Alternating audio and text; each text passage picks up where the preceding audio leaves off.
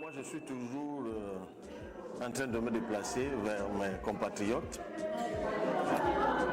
Je le fais depuis pratiquement 2017. D'abord, c'était pour motiver les uns et les autres à participer aux élections, notamment par l'inscription sur les listes électorales. Puis, c'était la campagne.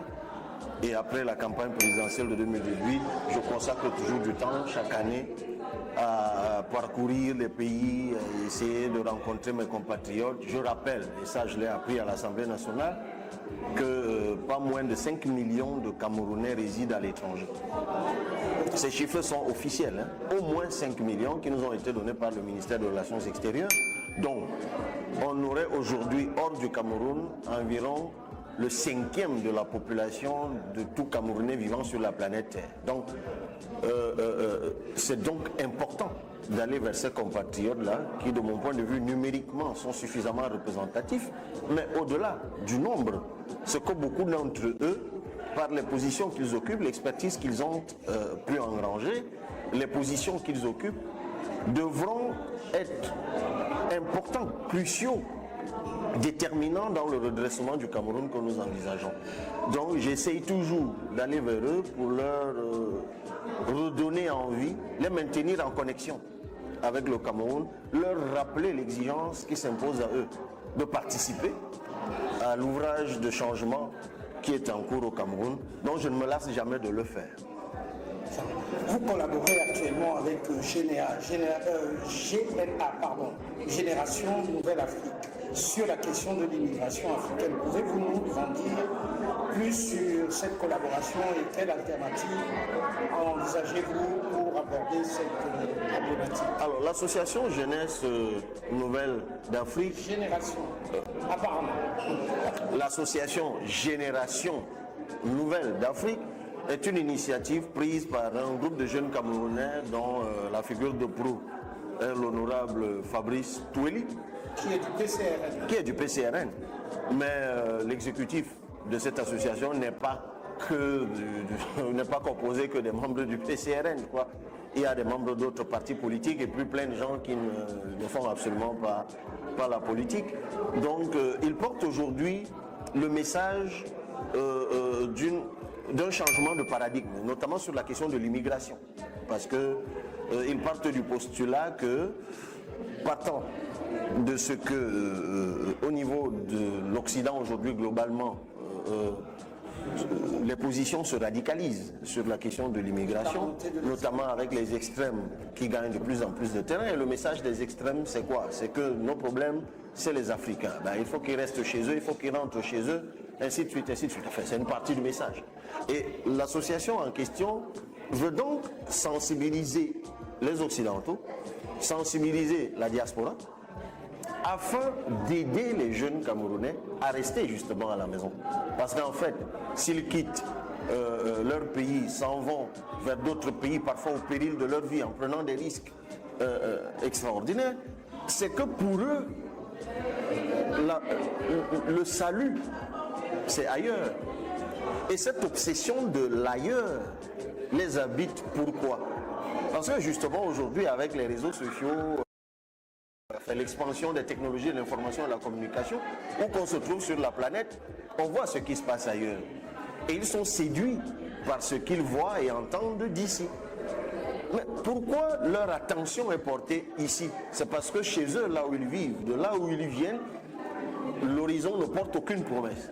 Donc cette association veut donc mobiliser les différents acteurs, les Occidentaux, les diasporas, les États évidemment, à trouver ensemble des solutions qui feront que les Africains restent à la maison et ne partent plus. Donc il faut les occuper.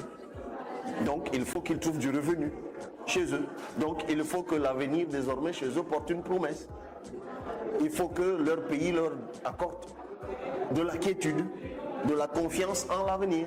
Donc les sortes du désarroi actuel, du désespoir actuel. Parce que c'est le désespoir qui les pousse à prendre les risques inconsidérés, donc parfois à la mort.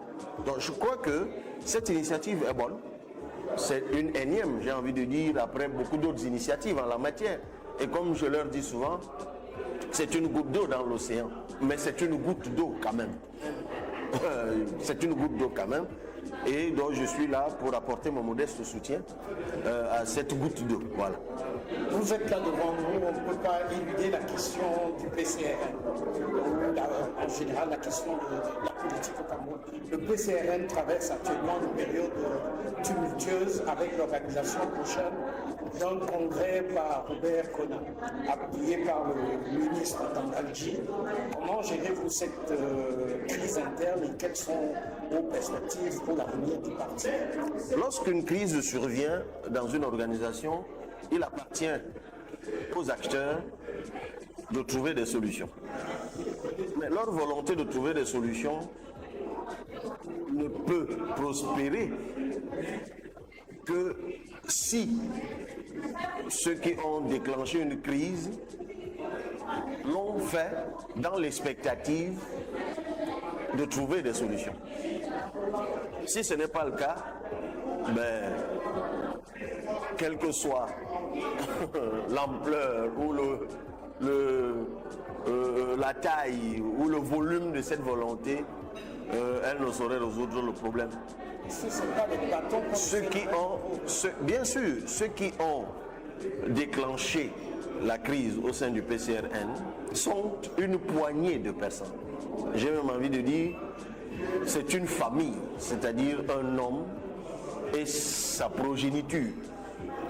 Il n'y a personne d'autre derrière eux, pour des raisons évidentes. C'est que les autres ont œuvré, ont fait des sacrifices énormes, se sont donnés à la tâche, se sont voués au travail pour que, en si peu de temps, le PCRN que nous avons, dont nous avons pris les rênes en 2019, puisse faire le parcours qu'il a fait jusqu'aujourd'hui. Qui n'était pas connu, c'est un parti qui existait depuis 2021. Ceux qui l'ont créé n'ont pas pu en faire grand-chose. Et lorsque je me suis retrouvé dans une situation complexe en 2019, parce qu'après l'élection présidentielle à laquelle j'avais participé parce que j'étais investi par un parti, le Parti Univers, lorsque ce parti a décidé de mettre un terme à notre collaboration, j'ai créé un parti politique que nous avons appelé les Citoyens, parti des 11 millions de citoyens. Le ministre de l'administration territoriale, M. Atangandji, a refusé d'autoriser le parti, parce que vous devez savoir qu'au Cameroun, c'est une digression, les partis politiques sont du régime de l'autorisation. Donc lorsque vous déposez un dossier, l'administration doit vous signer un papier qui vous autorise. Et nous avons déposé le document. Sauf que la loi précise aussi que si au bout de 90 jours, l'administration ne réagit pas, le silence de l'administration vaut acceptation. Donc nous avons déposé le dossier le 8 mars 2019, dont le parti, en cas de silence de l'administration, aurait dû devenir légal le 8 juin. Sauf que le 29 mai 2019, c'est-à-dire quelques jours avant l'échéance des 3 mois, le ministre de l'administration territoriale nous envoie un courrier dans lequel il nous dit de nous rapprocher du service des partis politiques pour complément d'information. Nous sommes allés dès le lendemain au service des partis politiques. On nous a dit qu'on voulait juste voir physiquement les promoteurs du parti et que comme on les avait vus, c'était bon et que le dossier en lui-même n'avait aucun souci. Depuis lors, nous avons attendu rien du tout. C'est d'ailleurs pourquoi nous avons été obligés donc d'aller au PCRN, parce que face à ces déboires, lorsque nous avons communiqué à l'époque, l'un des créateurs du PCRN, l'un des fondateurs, M. Massadine Albert Fleury, qui, regardant la télé, m'a vu parler de ce qui m'arrivait, a donc saisi son fils, qui était à l'époque membre de 11 millions de citoyens, l'association que nous avions créée en 2017, en Ngaoundéré, et lui a dit de me dire qu'eux, ils étaient prêts à me céder la présidence du parti qu'ils avaient créé depuis 2001 et dont ils n'avaient rien fait. C'est donc face à ce blocage de l'administration territoriale que nous allons au congrès de Guidigis. Le congrès de Guidigis a lieu le 11 mai 2019. Ce congrès est présidé par M. Kona Robert. C'est lui qui le préside. Dans la salle, il y a son épouse et je crois un de ses enfants et d'autres personnes. Le congrès a eu lieu. Il a signé tous les papiers que nous avons transmis à l'administration pour que cette administration elle-même se donne encore 3 mois pour reconnaître le congrès. Je vous ai dit, le congrès a eu lieu le 11 mai. Mais le document me reconnaissant comme président n'a été signé que le 29 août. Et pour cela, il a fallu que l'ex-présidente de la République de Chili, Mme Michelle Bachelet, qui à l'époque était haut-commissaire des droits de l'homme aux Nations Unies, soit de passage au Cameroun et que je lui parle de ce qui m'arrive, pour qu'elle en parle au chef de l'État, comme elle m'en avait fait la promesse à l'époque, j'imagine, pour que le ministre reçoive l'instruction de signer le document. C'est comme ça. Donc il faut savoir que ce ministre qui n'a pas voulu que je préside un parti politique nommé Les Citoyens, qui n'a même pas voulu que je devienne président du PCRN, vous imaginez que lorsque M. Kona Robert a accepté de jouer le jeu qu'il lui a proposé de faire, ben qu'il s'y soit engouffré. Donc, je rappelle que devenu président du PCRN, j'ai investi à ce titre aux élections législatives M. Kona Robert dans sa circonscription natale, tout frais compris, caution, frais de campagne. C'est le même qui, en novembre 2023, dit que le congrès n'a jamais eu lieu et que ce qu'il y a eu, c'était une réunion et que c'était irrégulier. Donc, on est dans une situation ubuesque. Il a saisi la justice. Il a saisi la justice en novembre. La première audience aurait dû se tenir, a eu lieu le 2 janvier. Il ne s'est pas présenté. La deuxième, c'était, je crois, le 3 février, il ne s'est pas présenté. La troisième, c'était, je crois, le 4 ou le 7 mars, il ne s'est pas présenté. Parce qu'en matière civile, lorsque vous avez porté plainte, vous devez vous présenter avec l'original de l'assignation, ce qu'il n'a pas fait. Pendant ces 3 mois où il n'est pas allé en justice, où il nous a amenés, il était tous les jours dans le cabinet du ministre de l'administration territoriale, avec la connivence de qui ils ont réussi à interdire notre congrès que nous aurions dû tenir à Kribi en décembre 2023, un congrès qui devait mobiliser plus de 5000 personnes et qui a préjudicié des centaines de Camerounais de la diaspora qui, eux, avaient pris leur billet d'avion réservé des hôtels et autres. Et aujourd'hui, il continue. Il y a quelque temps, il a avoué publiquement devant les médias qu'il agissait sur instruction de ce ministre. Et récemment, je crois qu'il a adhéré tout simplement au parti au pouvoir dont il se pavane avec les hauts responsables maintenant. On le voit aller de cabinet ministériel en cabinet ministériel. Donc, l'affaire est toute simple. J'ai raconté tout cela pour que ceux d'entre vous qui vont suivre votre média, parce que j'ai entendu pas mal de choses, pourquoi il ne crée pas son parti, pourquoi il ne fait pas ci, pourquoi il ne fait pas ça. Alors pourquoi je subis tout ça? Je me pose moi-même la question. Parce que vous êtes dangereux pour... Je ne savais pas que je l'étais à ce point. Je rappelle qu'en 2018, ils m'ont proclamé 3e avec 6,28%. En 2020, nous n'avons eu que 5 députés sur 180 et 7 communes sur 360. Bon, c'est vrai, nous avons continué à travailler sur le terrain, à assurer le maillage territorial, à préparer les élections. Nous mesurions quelles étaient nos limites et nous essayions de les reculer. Peut-être ont-ils vu que le travail que nous avons abattu sur le terrain était tel que 2025 allait être compliqué pour eux. Peut-être aussi parce qu'entre-temps, par 2 ou 3 fois, j'ai repoussé leur proposition d'entrer au gouvernement. De toute façon, il n'y en a eu qu'un depuis 2018 et j'avais refusé dès le lendemain des élections d'y entrer. Encore que quand je dis que j'ai refusé d'y entrer, ce n'est pas exactement la réponse que je leur avais donnée. De façon itérative, ils me l'ont ramené. Je leur ai dit, moi je ne discute pas de ministère avec des ministres. Parce que c'était des ministres d'aucun d'État et autres qui venaient me voir. Et je leur disais, mais non. D'abord, je ne sais pas qui vous a mandaté. Vous me dites que c'est le président, je n'en ai pas l'assurance. De deux, ce que je pourrais éventuellement vous donner comme réponse, rien ne me certifie que vous le transmettriez au président de la République. Donc, allez dire à votre président que s'il a l'intention de me nommer ministre, ce qui m'étonnerait, parce que si quelqu'un a gagné une élection avec plus de 70%, je vois mal pourquoi il irait chercher celui qui n'a eu que 6%. Mais si ça, jamais ce que vous dites est vrai. Et sans une plateforme de... Ben voilà, et je leur ai dit, allez lui dire que je suis disposé à discuter avec lui. Dans ce cas, je lui donnerai ma réponse. Je lui dirai si oui ou non je veux travailler avec lui. Et si c'est oui, dans quelles conditions. Mais ils ne sont plus jamais revenus. Ce que ça a donné, c'est que je suis orgueilleux, je me prends la tête, je crois que je suis arrivé, alors on va me montrer que je ne suis rien. Ils ont, comme vous le savez, fait ce qu'ils ont fait, bidouiller pour que je perde dans l'Union et que les élections régionales, alors que j'avais la majorité des conseillers municipaux. Vous pouvez vous imaginer ce qui s'est passé. Et depuis lors, le mot d'ordre, c'est qu'on va le ridiculiser, on va le réduire à néant. Bon, je dis toujours que Je suis ce que je suis par la volonté et la grâce de Dieu, puis la volonté du peuple, et je ne serai que ce que Dieu et le peuple auront décidé que je sois, pas des gens qui ont détruit le Cameroun et qui pensent que ça ne leur suffit pas d'avoir foutu un pays en l'air pendant 40 ans et qu'ils doivent désormais décider de la vie ou de la mort et des personnes physiques et des personnes morales, comme le PCRN. Vous êtes impliqué dans l'Alliance pour la transition politique ATP dirigée par Olivier Millet. Pouvez-vous nous en dire plus sur cette alliance et comment comptez-vous collaborer avec d'autres acteurs politiques comme l'honorable Jean-Michel Nietzsche? Eh bien, ce que j'en pense et comment... Enfin, la réponse à votre question est contenue dans un document pourtant qui a longtemps circulé, qui est le courrier, la correspondance que j'ai adressée à mon collègue, l'honorable Jean-Michel Nietzsche. C'est très simple. Je suis de ceux qui pensent que l'idée du professeur Olivier Millet est pertinente. Après 40 ans de déliquescence, de management déliquescent du Cameroun, nous n'avons pas idée, je le pense, de la réelle putréfaction et de l'ampleur réelle de la déliquescence du Cameroun.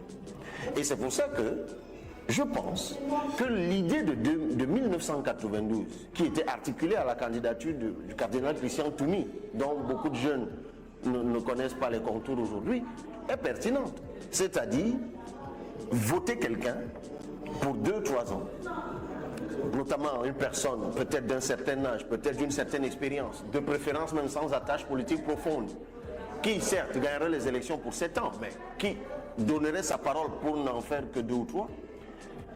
3 années pendant lesquelles il ferait l'audit du pays, organiserait des assises nationales, comme la fameuse conférence nationale souveraine dont on parlait à une époque, réviserait la constitution, le code électoral et tout, et réorganiserait ou organiserait donc de nouvelles élections.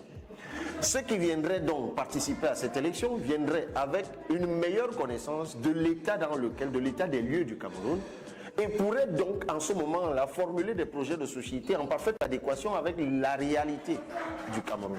Cela nous prendrait 2-3 ans. Alors on me dit, oui, mais les affaires de transition, c'est dans les régimes militaires, c'est dans des pays où il y a eu coup d'État, mais c'est des histoires. L'essence que nous donnons aux mots, c'est nous qui décidons de les donner, si vous voulez. Une transition, c'est un moment charnière, c'est un moment entre deux. Donc c'est nous qui décidons. Dans des pays où il y a eu coup d'État, oui, ils entrent dans des transitions forcées. Mais nous pouvons entrer dans une transition volontaire, c'est toute la nuance. Donc on peut distinguer dans la typologie des transitions, les transitions forcées et les transitions démocratiques.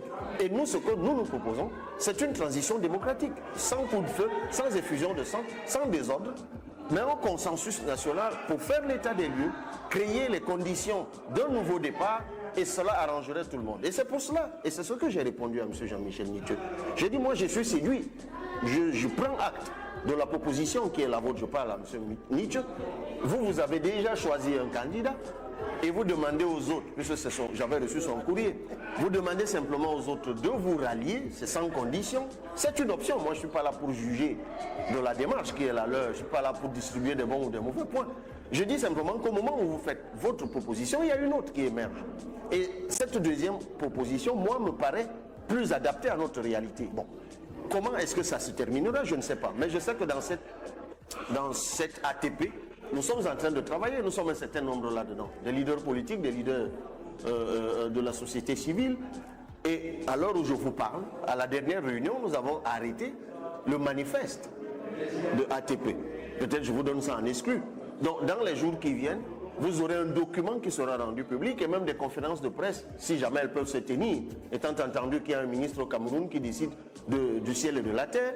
Mais si jamais il est sous un bon jour, ou il est absent, ou que sais-je encore, ça peut se tenir, mais que ça ne se tienne ou pas. De toute façon, nous qui avons travaillé, c'est une digression dans le groupe des 7 partis politiques et associations qui avons travaillé à proposer un code électoral alternatif. Vous savez très bien que le jour où on voulait le présenter dans un hôtel de la place, on nous a servi dès 6 h du matin une escouade mixte de gendarmes et de policiers et même d'anti-émeutes. On n'a pas pu.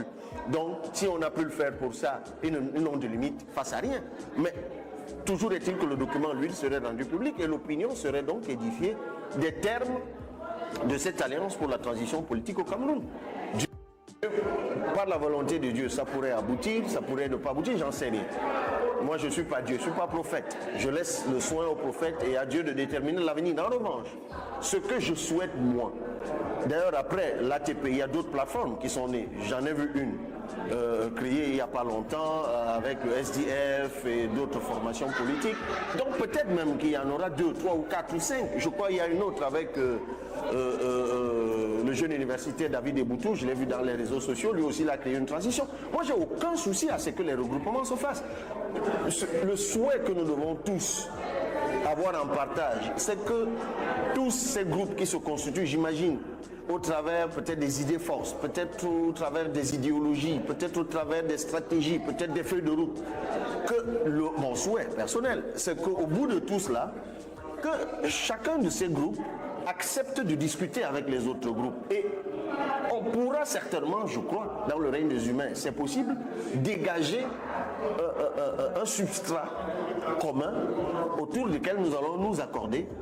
Parce que l'idéal, nous le savons tous, c'est que l'opposition camerounaise puisse se constituer en une seule force avec un candidat. Vous pensez que c'est suffisant compte tenu des agissements, par exemple, de ce fameux ministre? Non, pour moi, c'est suffisant. Pour moi, les agissements de ce ministre ne représentent strictement rien du tout. Moi, je pense que ça représente plutôt le mindset. Oui, bien sûr. Oui, bien sûr. Ce régime ne veut pas partir. Mais ce n'est pas nouveau. Des régimes comme les leurs veulent toujours s'agripper au pouvoir. Ce n'est pas nouveau. Ça ne commence pas au Cameroun. Donc j'ai même envie de dire que c'est presque logique qu'ils se comportent comme tels. Et ils ont choisi peut-être le plus agité d'entre eux pour lui confier le sale boulot de tenir de temps en temps des phrases insensées, de faire d'aligner des agissements insensés, illégaux et tout ce que vous voulez. Oui, bien sûr. Ça ne nous étonne pas. Et puis de toute façon, ce régime a toujours eu des profils à la Tangandji, hein, c'est pas nouveau. C'est pas le premier agité qu'on ait. Donc il y en a eu d'autres. Mais dans d'autres pays, il y a eu plus agité que lui.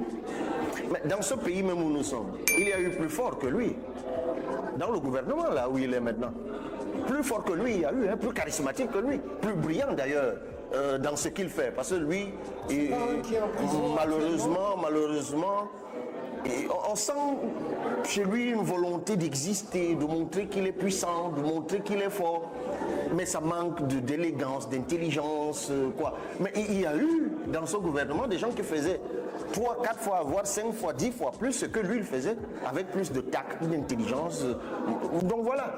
Bon, je crois qu'ils sont même peut-être désormais à court de ce type de profil. J'en sais rien, mais je m'en fous, c'est leur cuisine interne.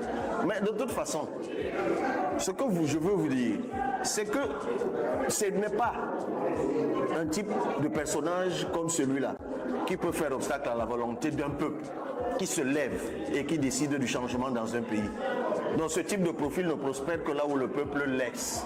Et moi je dis au peuple camerounais, ça dépend de vous. C'est tout.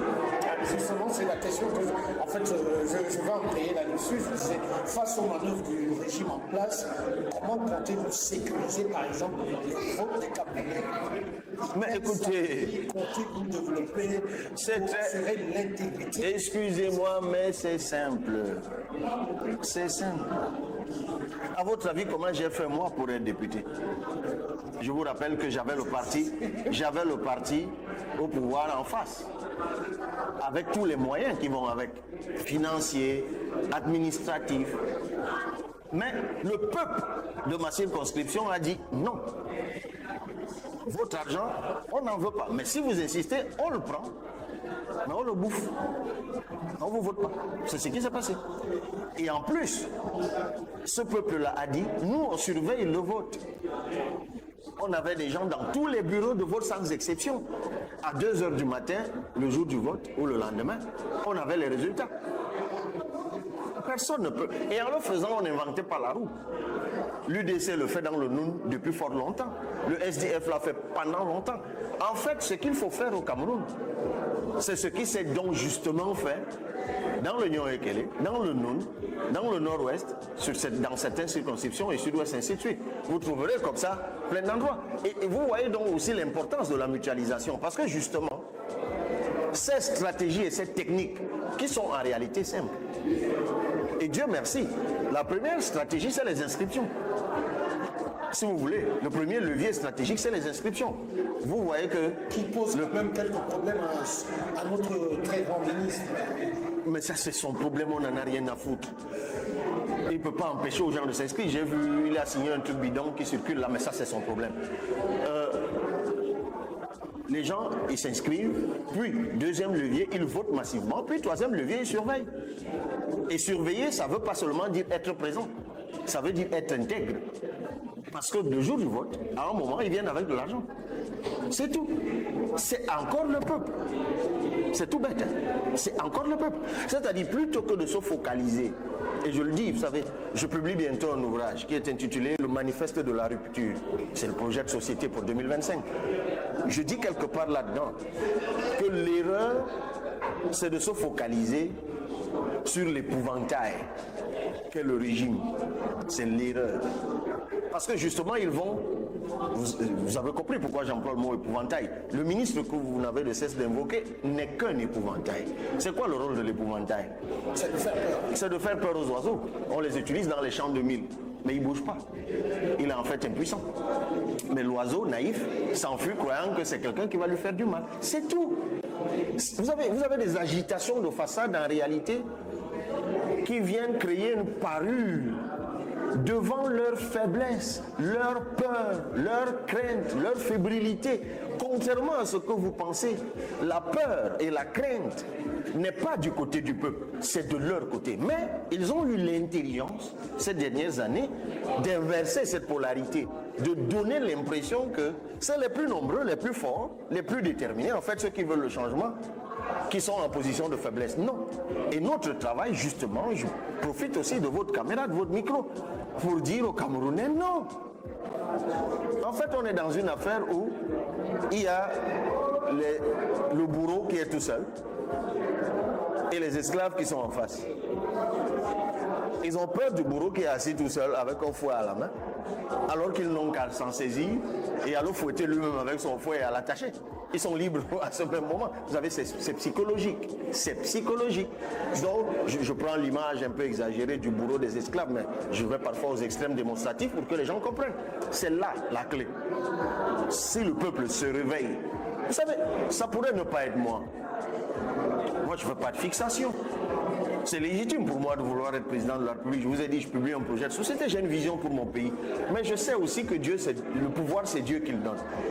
Mais quelle que soit la personne qui arrivera là, que Dieu aura choisi, que le peuple aura choisi, cette personne ne pourra y arriver que si le peuple décide. C'est tout. Que d'épiloguer sur qui va vouloir qu'on s'inscrive, sur qui va vouloir qu'on vote, c'est son problème. Le peuple qui veut le changement n'a qu'à dire, nous, on se lève. Quand je dis le peuple, c'est un terme générique. Mais c'est vous, c'est moi, c'est lui, c'est elle qui parle à son voisin, à son ami, à son neveu, à son cousin, à son enfant, à son parent. Et ensemble, ils disent, paf, changement 2025 et pas après. Et ça se fera. Et j'ai juste une question un peu personnelle pour vous. On vous a gratifié de 6% aux dernières élections présidentielles. Croyez-vous sincèrement à ces résultats? Mais non, mais je l'ai toujours dit.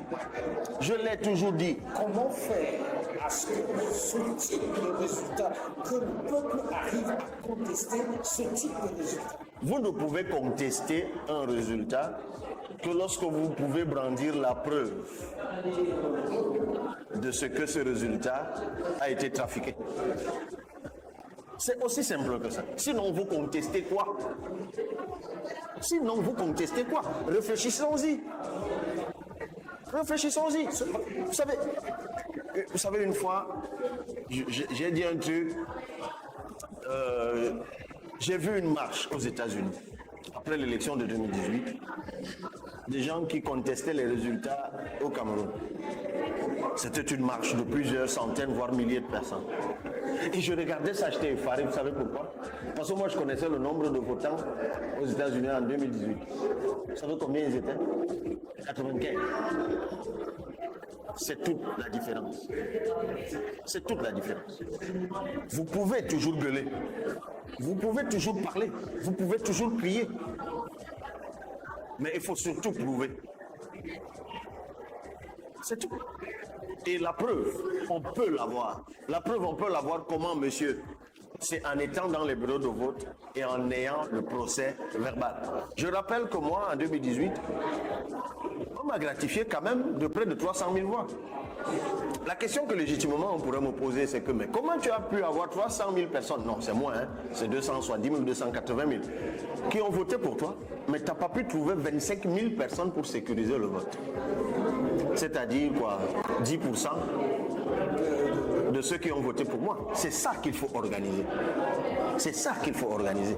Et quand moi je vois les résultats, il y a des gens qui ont voté pour moi un peu partout sur le territoire national. Ça veut dire que c'est des gens que potentiellement, sur qui potentiellement on aurait pu s'appuyer.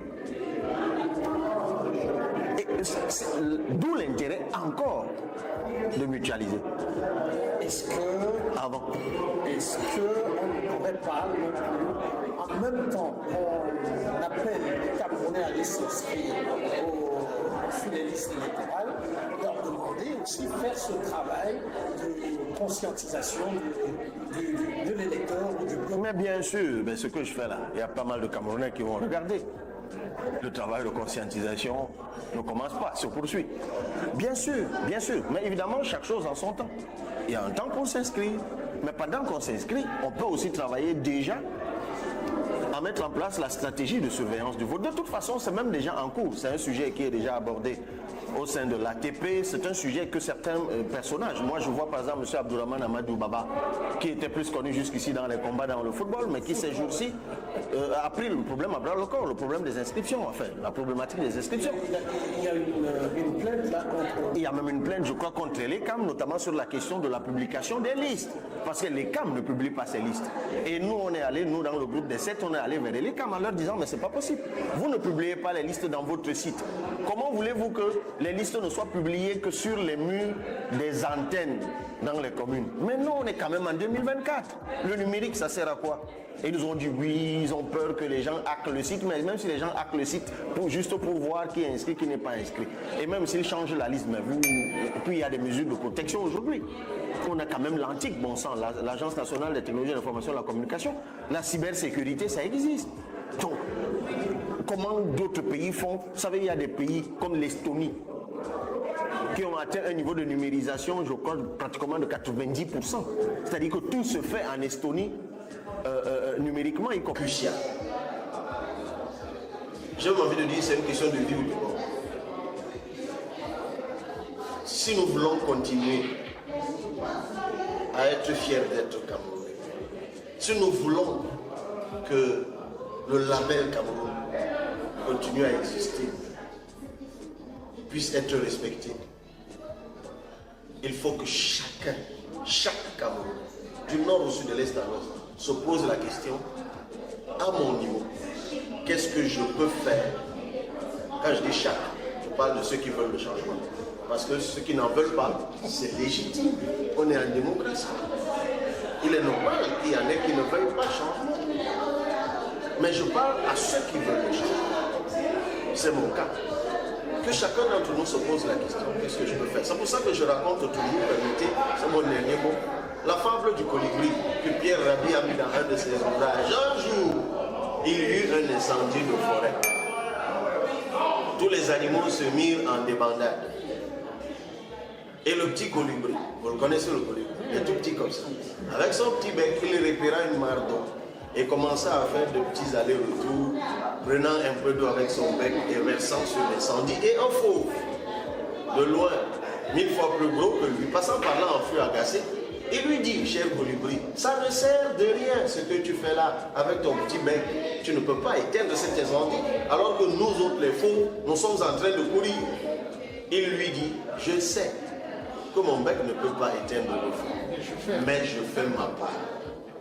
Voilà mon dernier mot. Que chacun fasse sa part. Merci beaucoup. Merci à vous.